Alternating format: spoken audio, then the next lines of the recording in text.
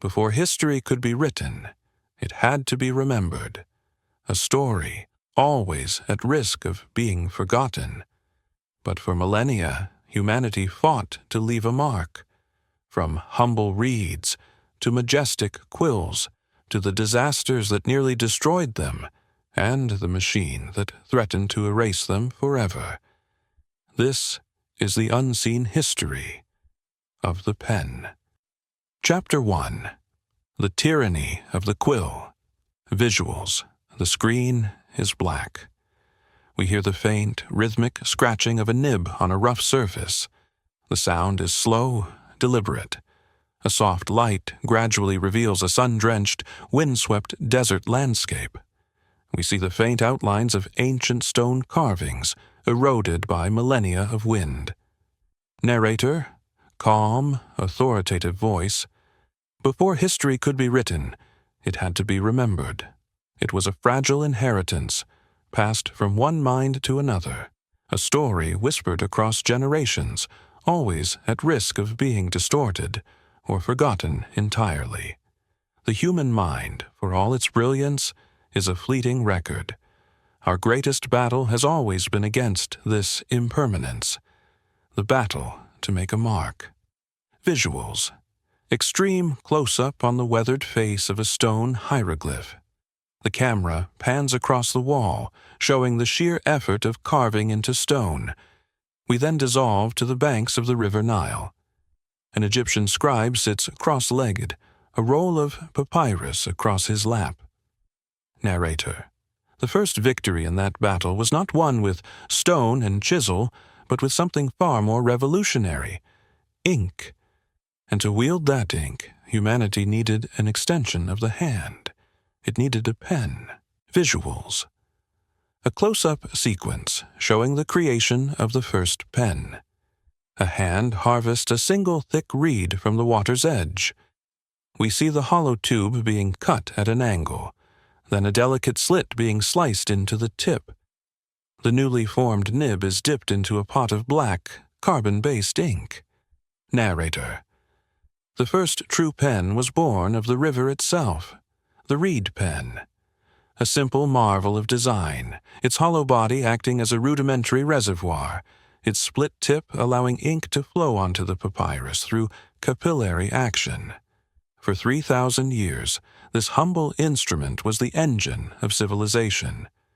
With it, the Egyptians built an empire of records, of taxes and inventories, of laws and legends. Visuals.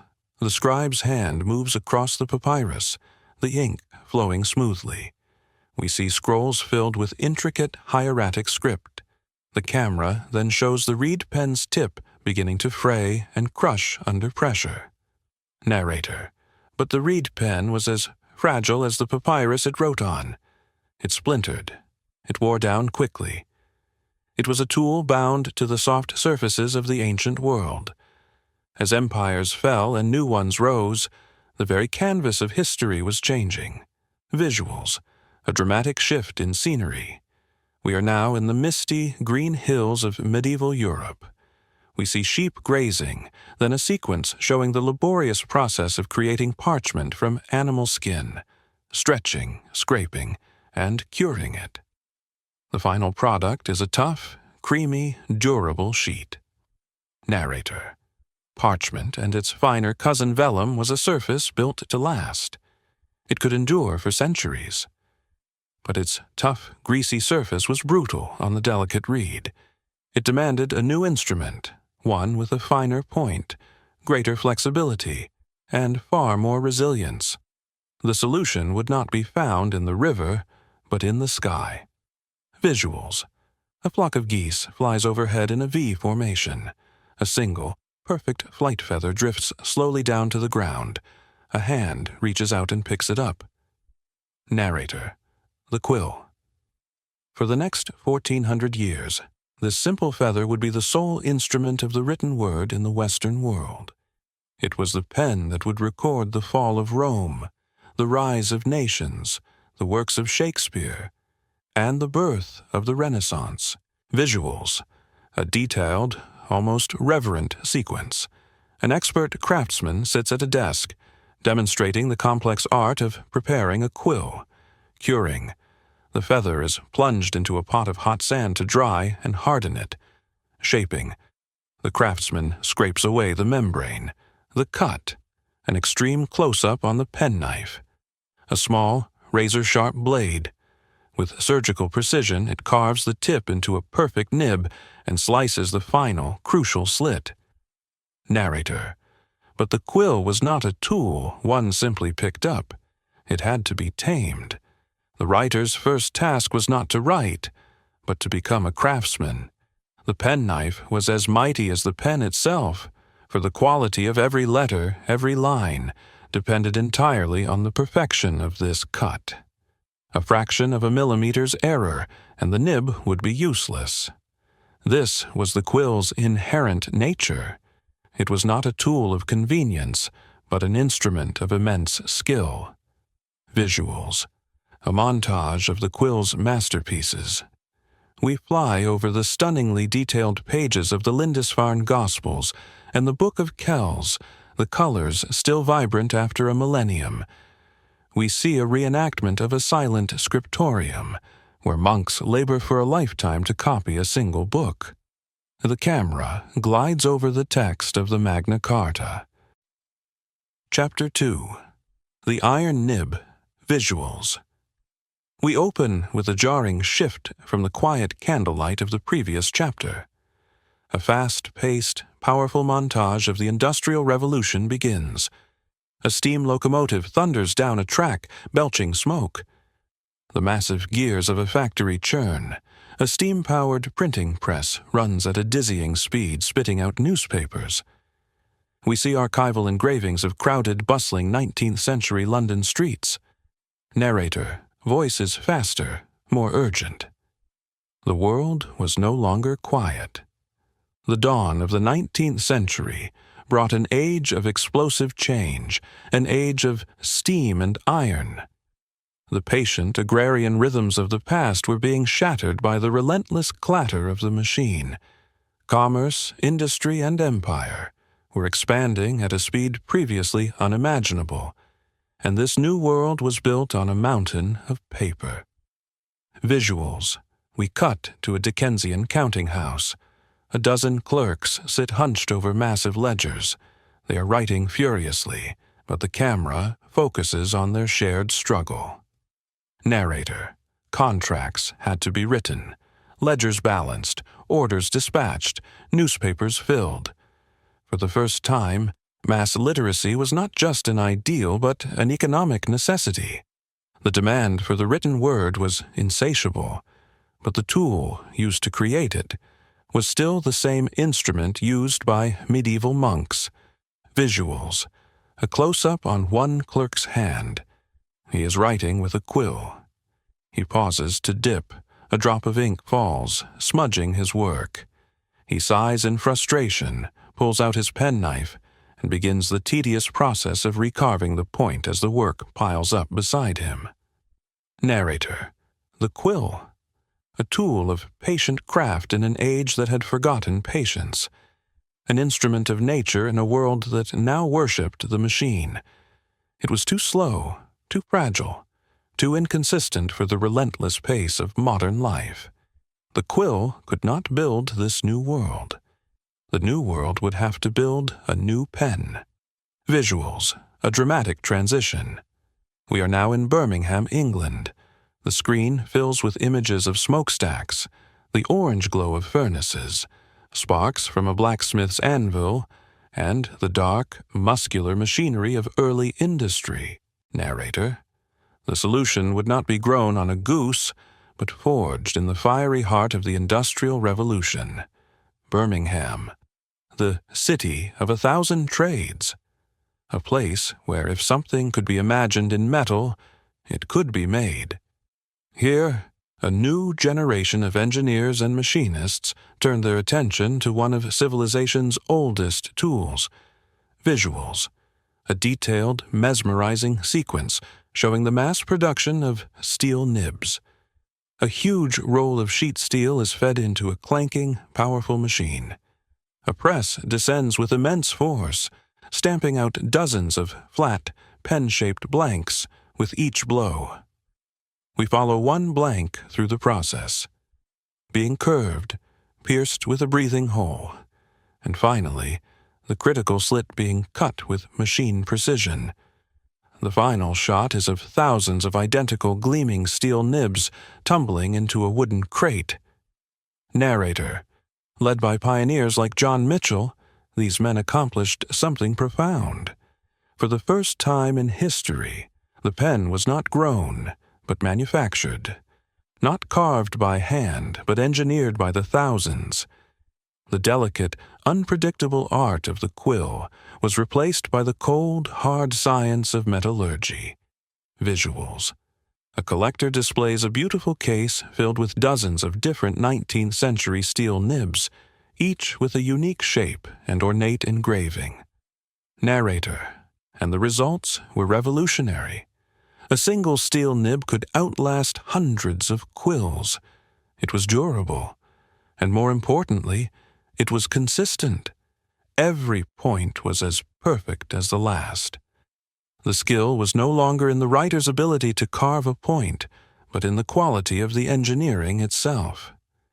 Manufacturers could now create a vast arsenal of nibs, each designed for a specific purpose. Fine points for accountants, flexible points for calligraphers, broad points for artists, visuals, a montage showing the social impact, a Victorian schoolroom where children are learning their letters with cheap, reliable dip pens, a post office overflowing with letters, a middle-class family gathered as one member reads a letter from a relative abroad. Narrator. Mass production made the steel nib cheap, placing a quality writing tool within reach of the common person. It helped fuel the explosion in literacy that defined the era. The pen was no longer just for scholars and aristocrats. It was becoming an essential tool of everyday life. Visuals. Despite the progress, the camera now focuses on the one element that hasn't changed.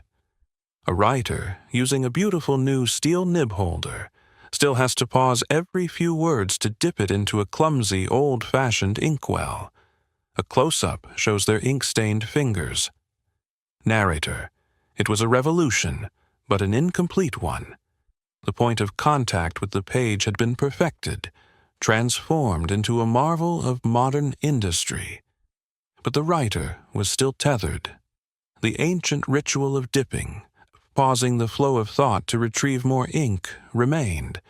The chain to the inkwell was unbroken. Visuals. A final, stark image.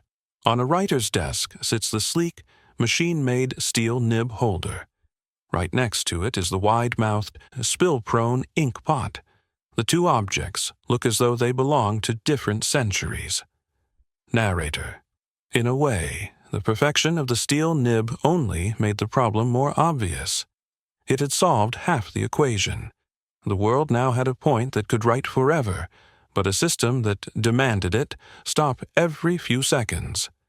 The stage was now set for the final, most elusive prize, a pen that could carry its own heart, its own supply of ink. A pen that could finally sever the chain to the inkwell and set the written word free. Chapter 3. Taming the Flood. Visuals. We open on a montage of frantic, frustrated sketches from the late 19th century, intricate diagrams of pens from patent offices in Paris, London, and New York. We then see reenactments of these early pens failing spectacularly, one refusing to write, another leaking a huge blot of ink onto a pristine white shirt cuff. Narrator. Voice is filled with a sense of striving. The problem was now singular, obvious, and maddeningly difficult. With the perfection of the steel nib, the world had a point that could write for a lifetime, yet it was still shackled to a technology from the ancient world, the inkwell. A race was on. Across the globe, inventors great and small chased the same monumental prize, to put the inkwell inside the pen. Visuals. A simple, elegant animation shows the core physics problem. We see a tube filled with liquid, ink. When it's turned over, a single drop emerges and then stops, held in place by an invisible force. Vacuum. Then, the animation shows the tube with a larger hole, and the liquid gushes out uncontrollably. Narrator. The challenge was a battle against the laws of physics itself. Early reservoir pens were nightmares of inconsistency.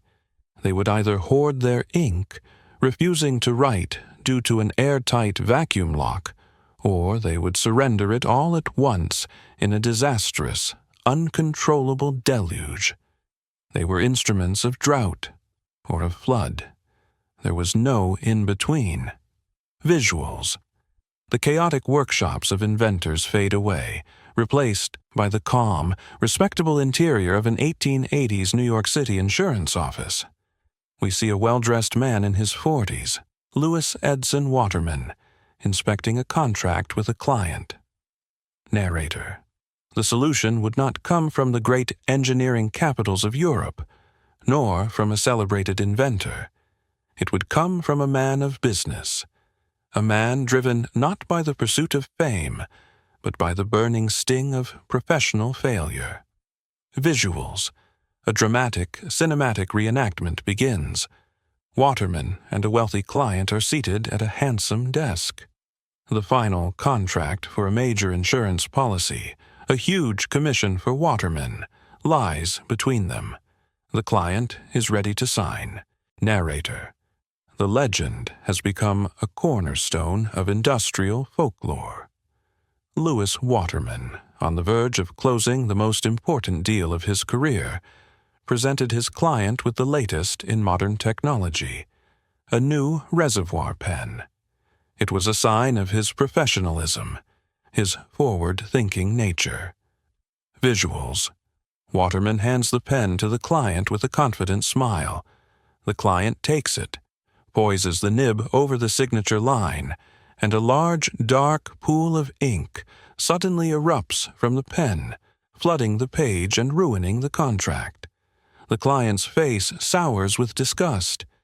He pushes the ruined document away, stands up, and leaves without a word. Narrator. In that moment, everything was lost. As the story goes, the client walked across the street and signed with a rival. Waterman was left staring at the disastrous blot, a symbol of his failure. But in that ink-stained ruin, a personal obsession was born. He would not just invent a better pen, he would create a perfect one. He declared a private war on the leaking pen. Visuals. We see Waterman in a modest workshop, the back room of his brother's wagon factory. He is no longer a slick insurance man, but a determined inventor, surrounded by tools and failed prototypes. His hands, stained with ink, are carefully carving tiny grooves into a piece of hard rubber feed. Narrator. Working tirelessly, Waterman realized what all the others had missed. The problem wasn't just about letting ink out, it was about letting air in. A pen wasn't a sealed container. It needed to breathe. Visuals. A beautiful, clear animated sequence demonstrates Waterman's genius. We see ink flowing down one central channel in the feed. As it leaves, two much smaller, parallel channels are shown drawing in tiny bubbles of air through capillary action. The air bubbles travel up into the reservoir, replacing the lost ink. Narrator. This was the three-channel feed, a perfectly balanced system of exchange. It was elegant. It was brilliant. It allowed air to ascend as ink descended, preventing the vacuum lock that caused a drought and regulating the flow to prevent a flood. Louis Waterman had not stopped the flow of ink. He had learned to control it. He had tamed the flood. Visuals. The first Waterman, ideal fountain pens are revealed. They are sleek, made of black hard rubber, simple and elegant. We then see a montage of these pens in action, being used with an ease that was previously unimaginable. A businessman on a moving train signs documents. A woman sits in a park, writing a letter in a journal. A university student takes notes during a lecture without ever pausing. Narrator. In 1884, it was done.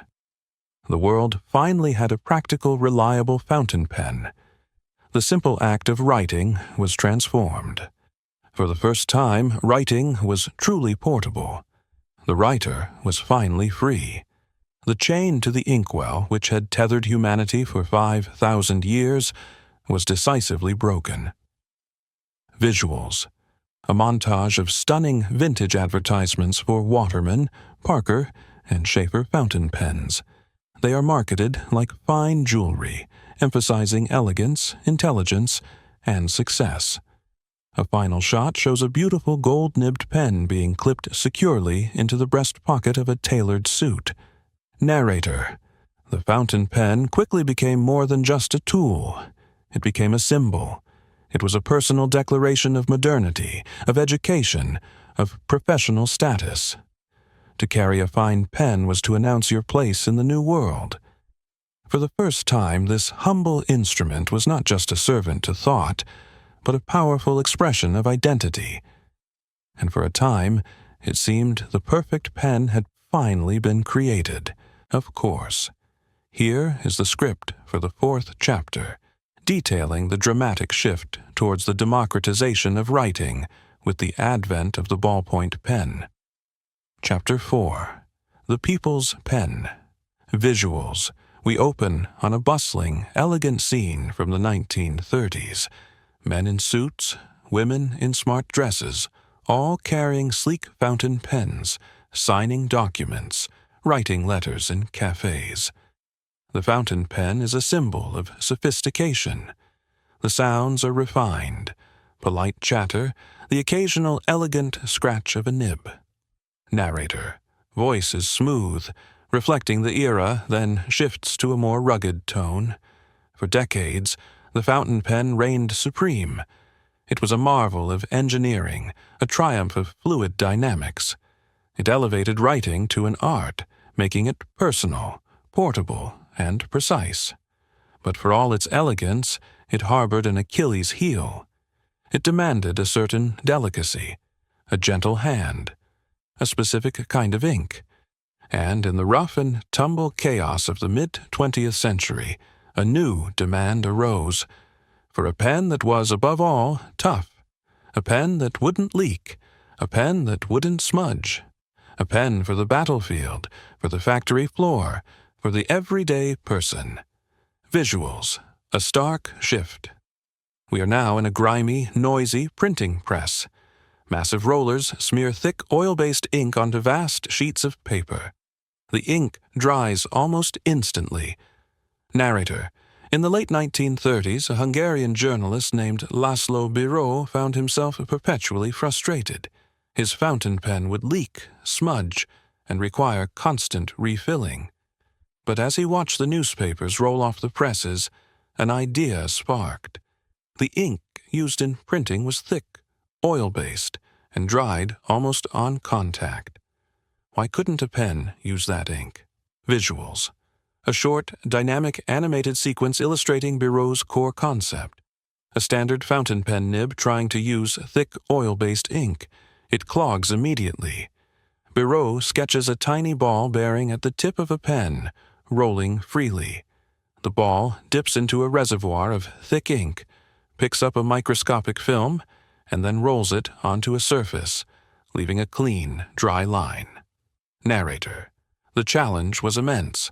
Such thick ink couldn't flow through a conventional nib. Biro, with the help of his chemist brother Georgi, conceived of a radical new mechanism.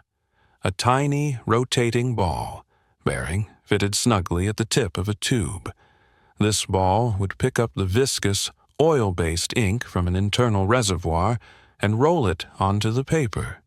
It was an audacious concept, marrying the precision of a watch with the simplicity of a printing press. Visuals.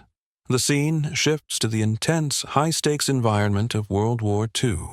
RAF pilots, cramped in cockpits, struggling to make notes. Fountain pens leak in the high altitude. Ink smudges vital charts. Then, a pilot is handed a new, strange pen, a ballpoint. He tests it, and it writes perfectly. Narrator. The war became Bureau's proving ground. Fountain pens were useless for pilots at high altitudes, their liquid ink leaking profusely under changing pressure. But the Bureau pen, with its thick, non-volatile ink, performed flawlessly. The British Royal Air Force became the first major customer, recognizing the immense tactical advantage of a reliable, all-weather writing instrument. Visuals. A dramatic sequence from 1945. Newspaper headlines blare the end of World War II. The world is celebrating, returning to a semblance of normalcy. Then, a new headline. Reynolds rocket writes for 2 years without refill. Narrator. After the war, in 1945, the ballpoint pen exploded onto the American consumer market. Milton Reynolds, an American entrepreneur, saw the Bureau patent and quickly adapted it. His Reynolds rocket was marketed as a marvel of modern technology, promising 2 years of writing without a refill. Visuals. Archival footage of a frantic scene at Gimbel's department store in New York. Huge crowds are jostling, desperate to get their hands on a Reynolds pen. Sales clerks are overwhelmed. Narrator. The launch was unprecedented. Thousands lined up outside Gimbel's, eager to pay an astonishing $12.50, the equivalent of over $180 today, for this new writing wonder. The queues stretched for blocks. They sold out within hours. This wasn't just a pen, it was a phenomenon, a symbol of the victorious post-war technological future. Visuals. The scene shifts to a smaller, more utilitarian factory. We see a simple, clear, hexagonal plastic pen body being manufactured on an assembly line. This is the BIC Cristal. Narrator. But the true democratization of the pen would come from France. Marcel Biche, a shrewd businessman, understood that the ballpoint was still too expensive, too unreliable for the everyday person. He refined Bureau's design, focusing on mass production, simplicity, and astonishing affordability. In 1950, he launched the BIC Cristal.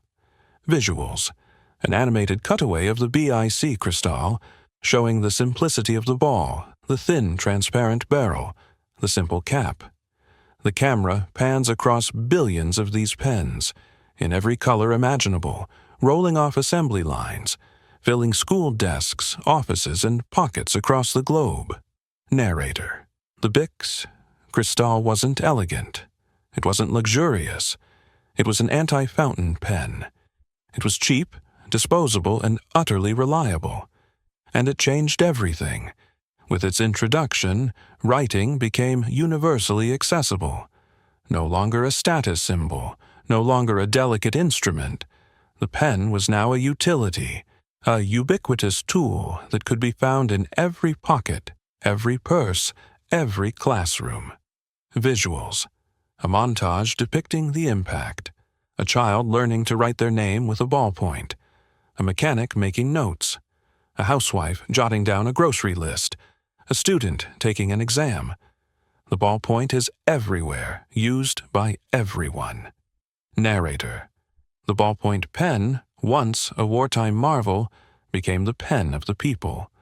It unleashed an explosion of written communication, flattening social hierarchies and putting the power of the written word into billions of hands. It didn't just write history. It wrote the everyday lives of a planet. But even as the ballpoint conquered the world, the story of the pen was far from over. The quest for writing's perfect medium would continue to inspire new forms, new materials, and new ways to make our mark. Chapter 5. 1,000 Voices. Visuals. We open on a stark, almost hypnotic montage from the 1960s. We see a classroom full of students, an office full of workers, a bank full of customers. The camera pushes in on their hands and they are all using the same pen, a simple, hexagonal, transparent ballpoint. The sound is a monotonous, unified scratching. Narrator, voice is reflective. The ballpoint had conquered the world. It was the great equalizer, the undisputed champion of convenience. It had achieved what no pen before it ever could. It made writing a universal, effortless utility. But in its absolute victory, a subtle uniformity had crept in. The personality of the written line, the flair and character that came from a quill or a fountain pen, had been smoothed into a single pragmatic voice. The world had a pen that worked for everyone, but it didn't feel special to anyone. Visuals. A dramatic, vibrant shift. We are transported to post-war 1960s Japan. A montage of sleek, innovative design. The first bullet train slicing through the countryside. Early Sony electronics, minimalist and elegant product aesthetics. Narrator. The next revolution would not be a single, disruptive event, but an explosion of creativity. And its epicenter would be the rising sun. In post-war Japan, a culture of meticulous craftsmanship and forward-thinking design was looking at the humble pen and asking a new question. Not how to make it cheaper, but how to make it better, more expressive, more delightful to use. Visuals. We see a traditional Japanese calligrapher, their brush moving with fluid, confident grace, leaving a bold, black line on white paper. The camera dissolves from the tip of the brush to the design studio of the Tokyo Stationery Company, later known as Pentel. We see an inventor, Yukio Hori, examining fibrous materials. Narrator.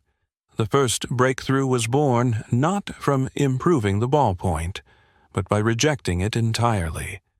Yukio Hori was inspired by the ancient tradition of the artist's brush.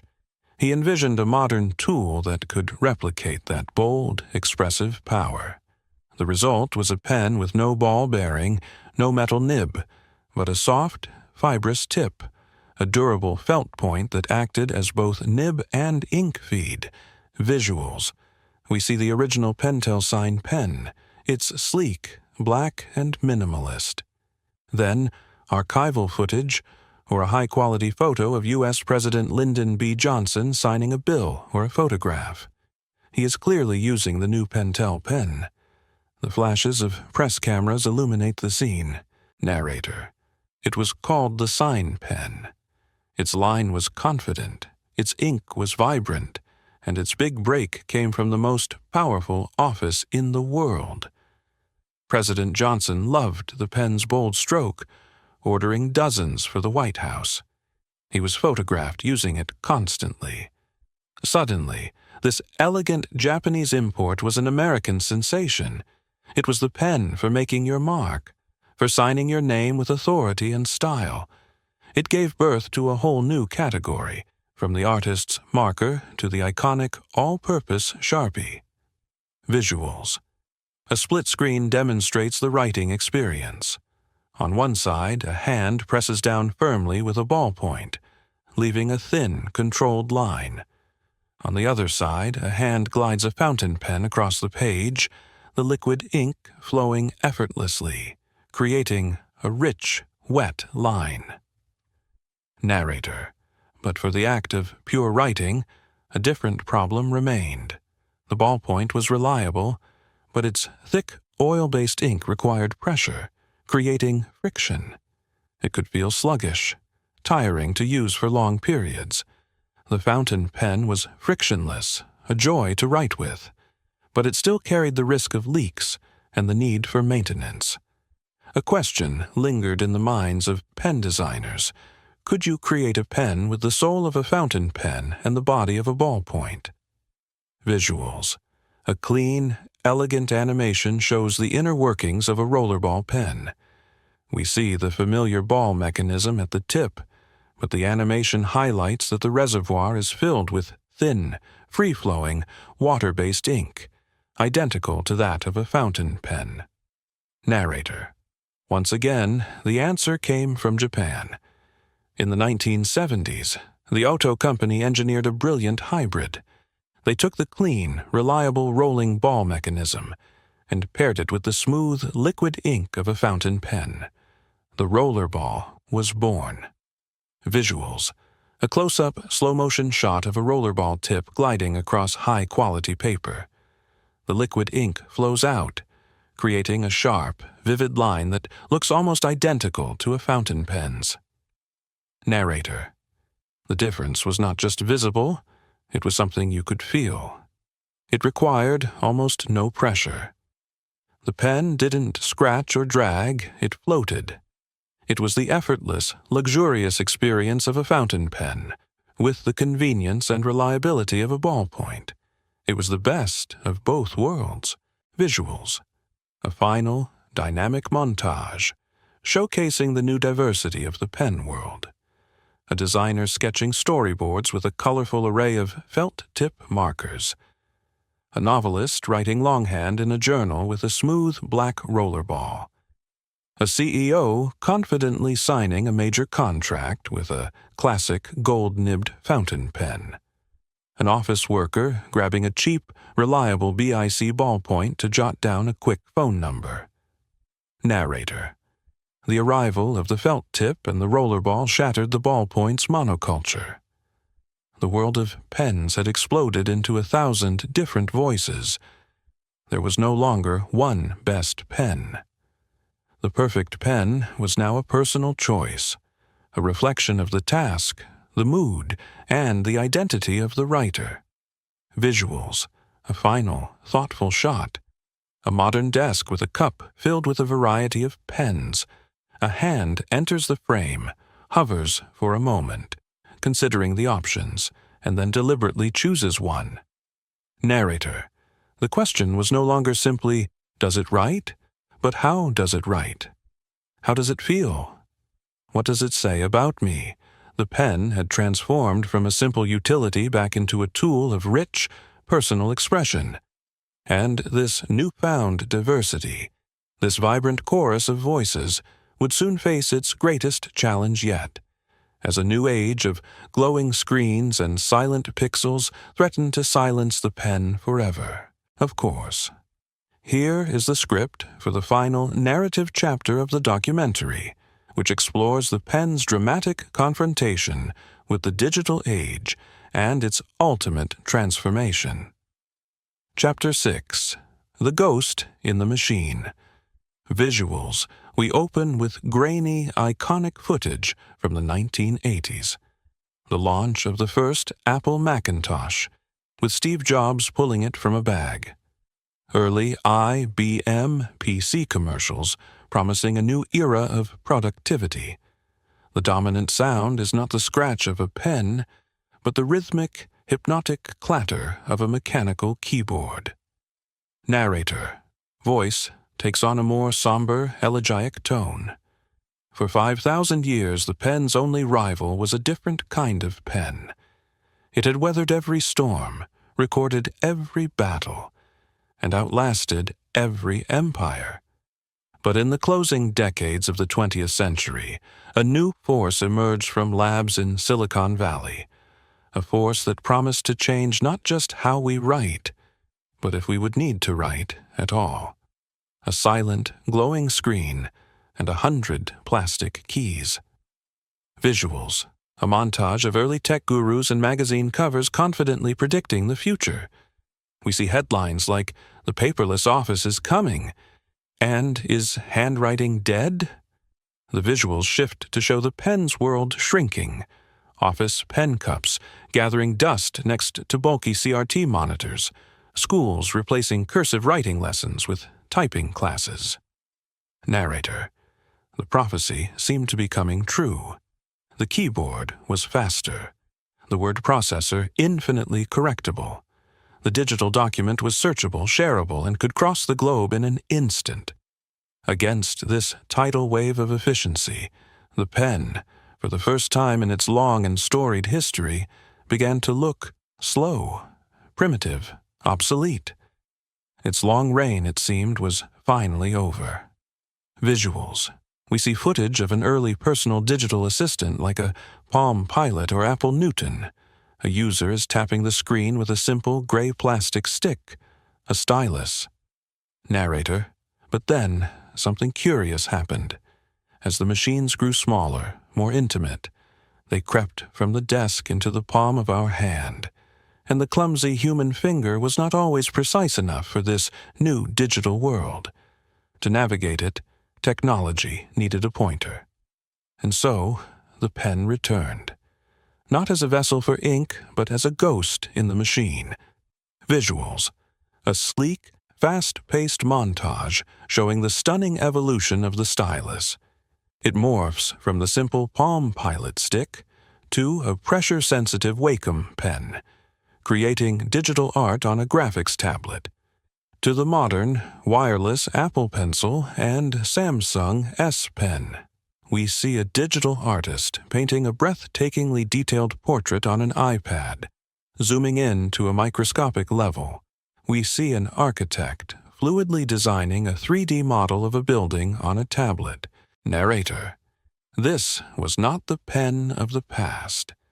It was a sophisticated digital wand, packed with sensors and accelerometers, communicating with the screen thousands of times per second. It could be a graphite pencil, a watercolor brush, an oil painting knife, a sculptor's chisel, all with a simple tap. The pen had not been replaced by the computer. It had been absorbed by it, becoming its most intuitive, most creative, and most human interface. Visuals. A sharp, deliberate cutaway from the sleek, digital world. We are now in a warm, richly textured space. A modern pen convention. Enthusiasts of all ages are admiring tables laden with exquisitely crafted fountain pens. We see close-ups of pens made from shimmering acrylics, rare woods, and precious metals. Narrator. But as one version of the pen was leaping into the digital future, another was taking a conscious, deliberate step back into its analog past. As our lives became increasingly filled with the intangible glow of screens and the fleeting nature of digital text, a powerful human craving for the tangible, the real, and the permanent began to grow. Visuals. An intimate sequence showing the ritual of the fountain pen. A person carefully selecting a bottle of vibrantly colored ink. The satisfying mechanical process of filling the pen's reservoir. A close-up of a beautiful gold nib meeting thick, creamy paper, leaving a rich, wet line of ink. A hand writing a thoughtful thank you letter, the antithesis of a hastily typed email. Narrator. The fountain pen's quiet renaissance was not about nostalgia. It was about intention. In an age of instant and disposable communication, the physical act of writing by hand became a form of mindful rebellion. It was a choice to slow down, to think more carefully, to create something of lasting personal value. The joy was no longer just in the final words, but in the very process of forming them. Visuals. A final, powerful split screen, creating a perfect visual duality. On the left, a digital artist's hand moves an Apple Pencil across a screen. A stunningly complex and colorful digital painting resolves into view. On the right, a writer's hand moves a classic fountain pen across a page. The simple, elegant, and deeply personal words, "with love," form on the paper.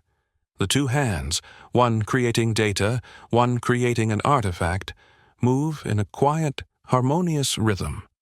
Narrator. And so, the pen did not die. It evolved. It split into two souls. It became both a disembodied ghost of pure data, a tool of infinite digital possibility, and a deeply physical object of craft, a symbol of deliberate human intention. It survived its greatest challenge by proving that even in a world of machines, the most powerful technology will always be the one that connects the mind directly to the hand.